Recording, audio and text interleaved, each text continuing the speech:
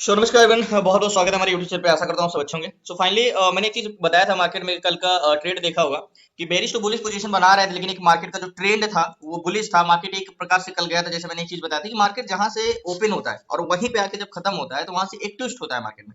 जैसे कल याद होगा मार्केट में यहाँ से ओपन हुआ था और यहीं पे वापस आके ऊपर जाके डबल टॉप बना के जब मार्केट नीचे आया था तो मैं बोला था कि 600 से मार्केट को नीचे गिरना चाहिए, जो कि क्या था, एक जो हमारा सेंटिमेंट था ऑप्शन चैन का वो सारा का सारा क्या था, हमारा निगेटिव था। ऑप्शन चेन क्या था, नेगेटिव था।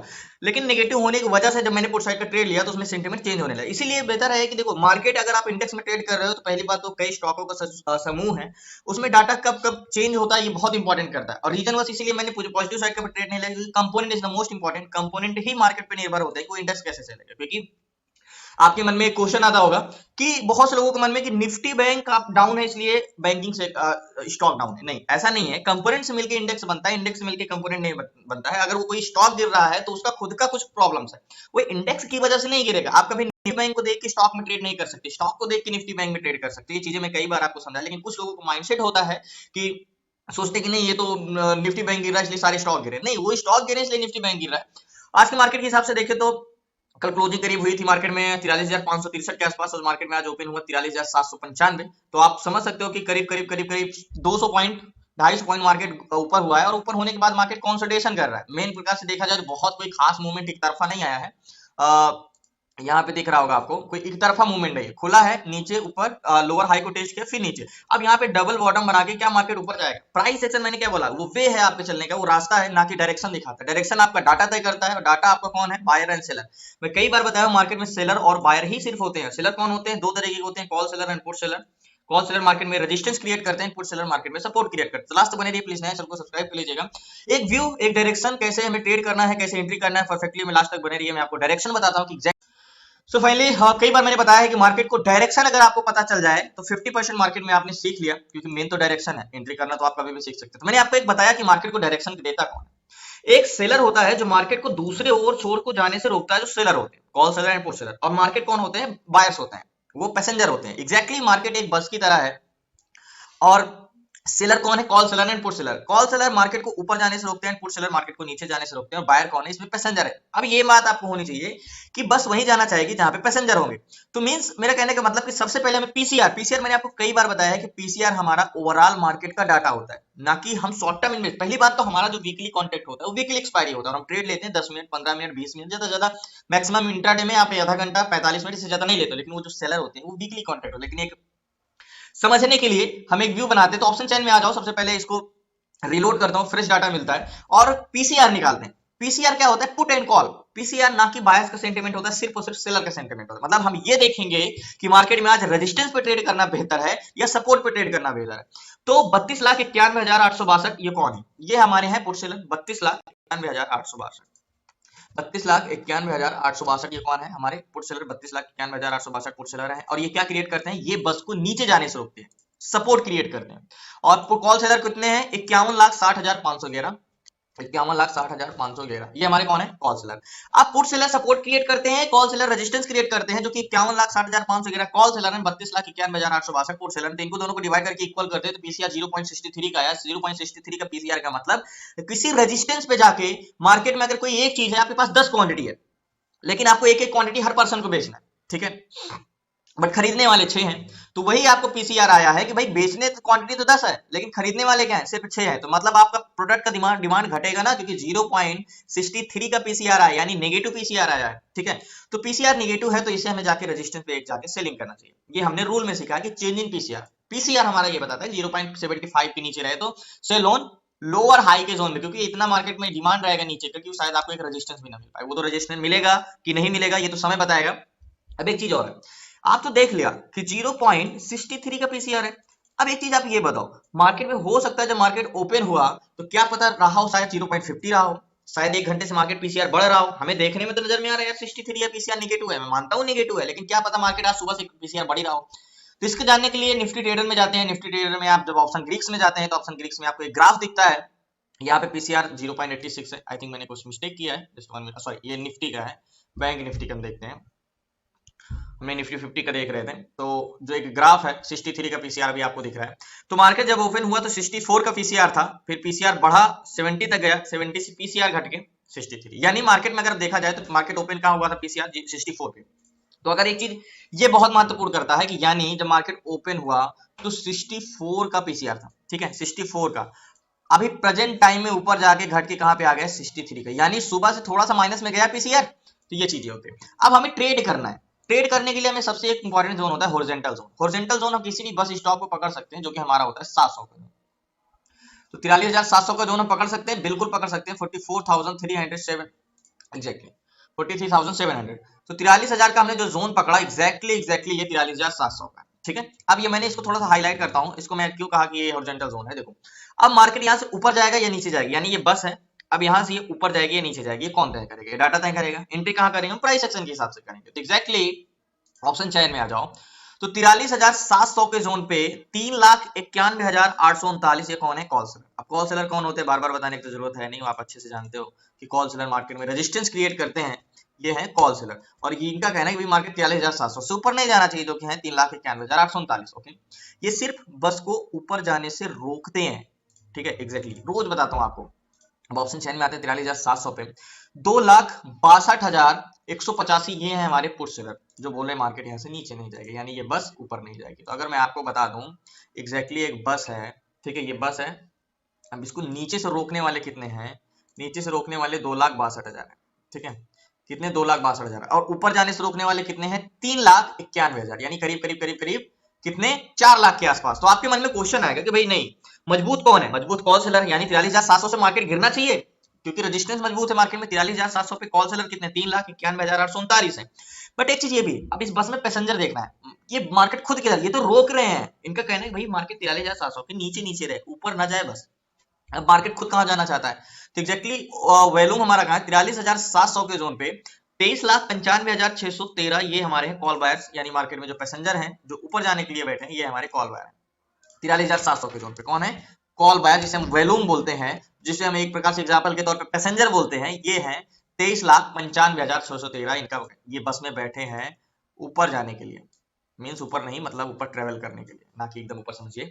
तो 23,95,613। ओके, अब यहीं पे 43,700 पे 24,48,770 पुट सेलर, पुट बायर है। यानी यहाँ पे पैसेंजर जो बैठे इस बस में बैठे हैं पैसेंजर 24,48,770, ये हमारे हैं पुट बायर।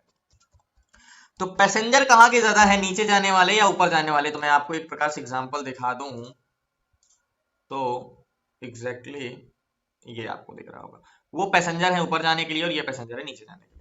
23,95,613 है कॉल बायर जो इस बस में बैठे हुए हैं ऊपर जाने के लिए, ठीक है। और 24,48,770 पुट बायर हैं जो यहाँ पे बैठे नीचे जाने के लिए। तो आप बोलोगे कि बस में ऊपर जाने से रोकने वाले की जनसंख्या ज्यादा है, प्लस 24,48,000 वैल्यूम पैसेंजर भी ज्यादा है नीचे जाने के लिए। ओके, एक कंफर्मेशन नहीं हुआ, ठीक है। यहाँ तो हम श्योर हैं, 70% श्योर है कि मार्केट यहाँ से नीचे जाना चाहिए, बिल्कुल नीचे जाना चाहिए। सो फाइनली मैंने कई बार बताया है कि मार्केट में data and sentiment most important होता है कि वो डाटा वो मार्केट किधर की ओर चल रहा है। मींस मार्केट में ऑप्शन चैन में एक बार ओवरऑल डाटा, अगर हम बात करें कि अगर volume in the money contract नहीं ग्रीन है तो वो वैल्यूम बड़ा होने का कोई मतलब नहीं होता है।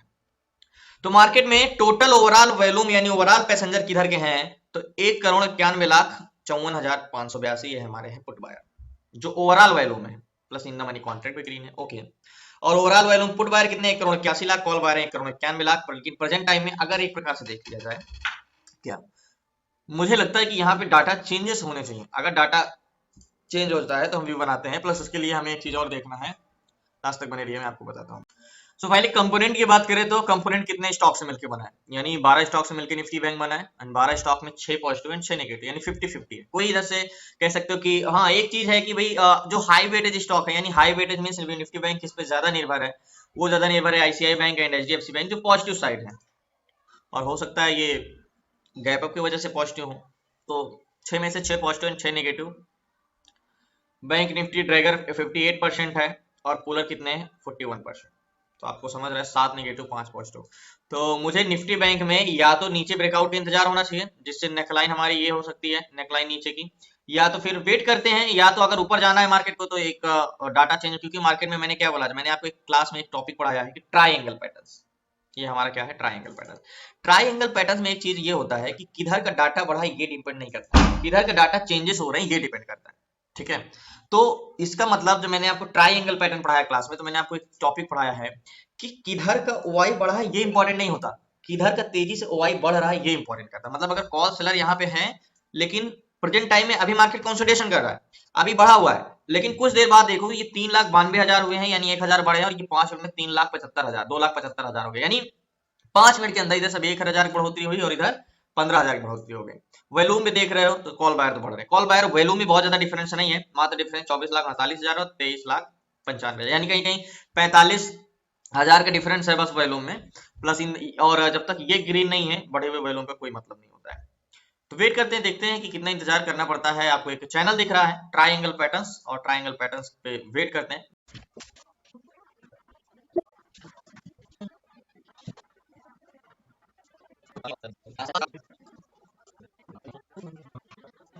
सो फाइनली मार्केट ऊपर ब्रेक किया है, और थोड़ा आपको रिकॉर्डिंग नहीं दिखा पाया क्योंकि उस टाइम पे मैं स्टॉक का कुछ एनालिसिस कर रहा था इस रीजन से। तो चैनल बना है, ठीक है। अब ब्रेक कर रहा है तो क्या मार्केट ऊपर जाएगा, रीटेस्ट भी कर रहा है, ओके। 23,95 थे एंड सॉरी 2,62,000 थे, 3,91,000 थे। ऑप्शन चैन को एक बार रिलोड करता हूँ, रिलोड करके मैंने क्या बोला, डाटा में चेंजेस इंपॉर्टेंट होना बहुत जरूरी है, डाटा क्या चेंजेस हुए हैं ये चीज जानना बहुत इंपॉर्टेंट होता है।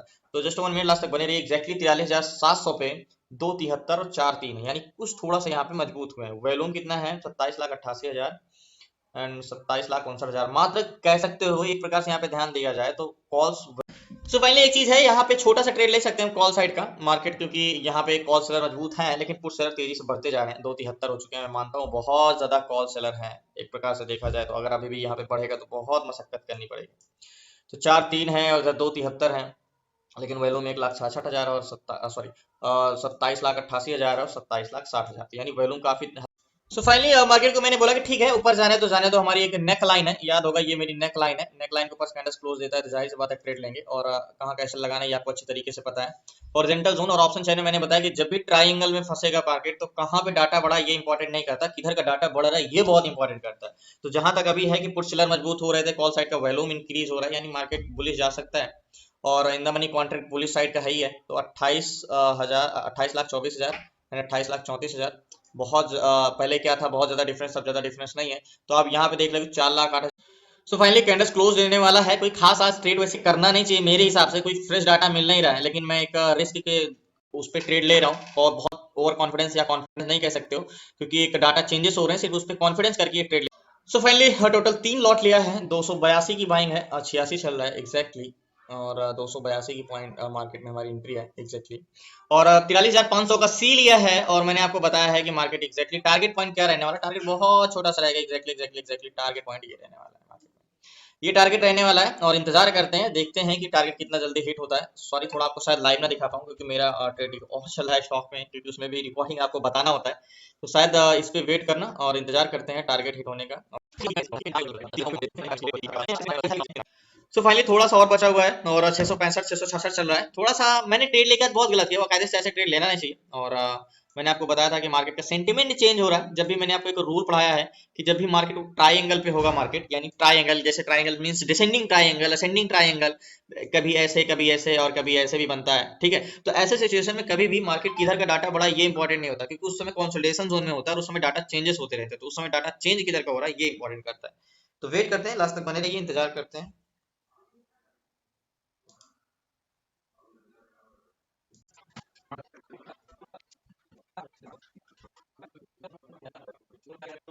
सो फाइनली टारगेट डन हुआ, मार्केट से मैंने एग्जिट कर दिया। टोटल 43,500 का सीज लिया था, याद होगा 282 की एंट्री थी, और 322 चल रहा है, लेकिन एग्जिट किया मैंने 315 रुपए पे, मात्र 22 से 23 रुपए का प्रॉफिट लिया।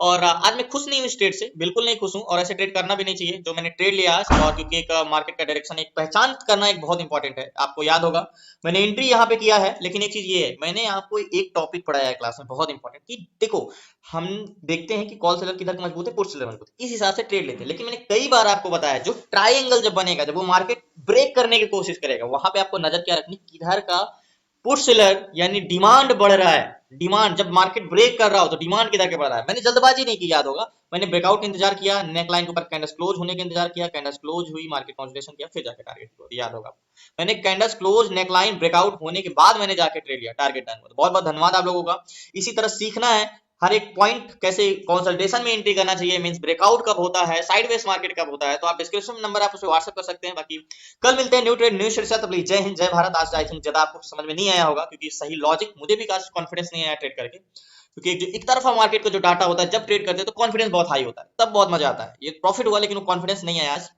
क्योंकि मार्केट को ये चीजें आपको आधी क्लास में होंगे तो आपको समझ में आ गया होगा कि मैंने क्या कहना चाह रहा हूँ, क्या बताना चाह रहा हूँ आपको। मींस अगर आप शायद ऐसे होगे तो नहीं समझ में आएगा, क्योंकि मैंने आपको पढ़ाया पहले भी बताया है कि जब ट्राइंगल पैटर्न या असेंडिंग या डिसेंडिंग में मार्केट जब कंसोलिडेशन करता है तो उधर किधर का डाटा बढ़ा है ये इंपॉर्टेंट नहीं होता। मतलब अगर रेजिस्टेंस में कॉल सेलर बढ़े हैं तो जरूरी नहीं कि वो ब्रेक नहीं कर पाए। हो सकता है रजिस्टर में कॉल सेलर बढ़े रहे लेकिन पुट सेलर बहुत तेजी से बढ़ने लगे, तो हो सकता है वो ब्रेक करे।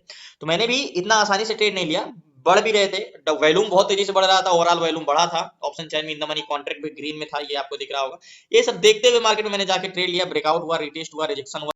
सो फाइनली याद होगा कि एक ब्रेकआउट पे जो ट्रेड लिया था मैंने आपको शुरू में बोला था कि इसका ट्रेंड जो था ना काफी डाउन था, तो मार्केट देखो वही हुआ ना, जो मार्केट में मैंने ट्रेड भले लिया था, नेकलाइन कंफर्मेशन नहीं देता तो मतलब ब्रेकआउट और रिटेस्ट और रिजेक्शन और कैंडल्स क्लोज नहीं होता तो शायद मैं इस पे एंट्री नहीं करता, लेकिन मैं एंट्री किया, कैंडल्स क्लोज दिया और ये टारगेट मिला। लेकिन जैसे ही टारगेट हिट हुआ था मैंने एग्जिट किया था मार्केट में, याद होगा। उसके बाद देखो मार्केट क्या गिरा, क्योंकि इसका जो ट्रेंड था ना वो बेरिश था। मतलब एक प्रकार से देखा जाए तो कॉल सेलर भी बहुत ज्यादा, भले पुट सेलर यहाँ पे बढ़ रहे थे एग्जैक्टली, अभी तो बहुत चेंजेस आ गए हैं। तो यहाँ पे पुट सेलर तो काफी ज्यादा बढ़ रहे थे, इसलिए मार्केट ब्रेकआउट दिया, मैंने यहाँ पे ट्रेड लिया। तो मैंने कहा था ना कि बहुत सही डाटा पे ट्रेड नहीं लिया गया, मीन्स अगर कह सकते हो बहुत ज्यादा कॉन्फिडेंस नहीं था। वो तो किस्मत अच्छी थी कि जो हमारा टारगेट डन हुआ।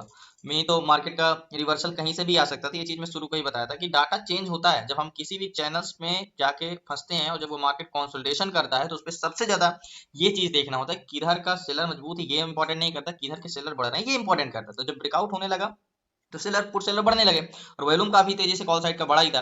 तो मेरा रीजन यही था कि ट्रेड लेते हैं, फिर मतलब इतना कॉन्फिडेंस भरा ट्रेड नहीं था, और उसके बाद टारगेट डन किया, जैसे एग्जिट किया मार्केट पूरा का पूरा गिर गया एग्जैक्टली। अगर यहीं पे ये बेरिश साइड का ट्रेड मिलता तो जाहिर सी बात है वो अच्छा कॉन्फिडेंस होता और अच्छा बड़ा टारगेट मिलता। तो बहुत बहुत धन्यवाद। ये चीजें होती है मार्केट में जब आप ट्रेड लेते हो तो आपको खुद पता रहता है कि इसमें कितना परसेंट भरोसा और कितना परसेंट नहीं होता, क्योंकि डाटा आज का भले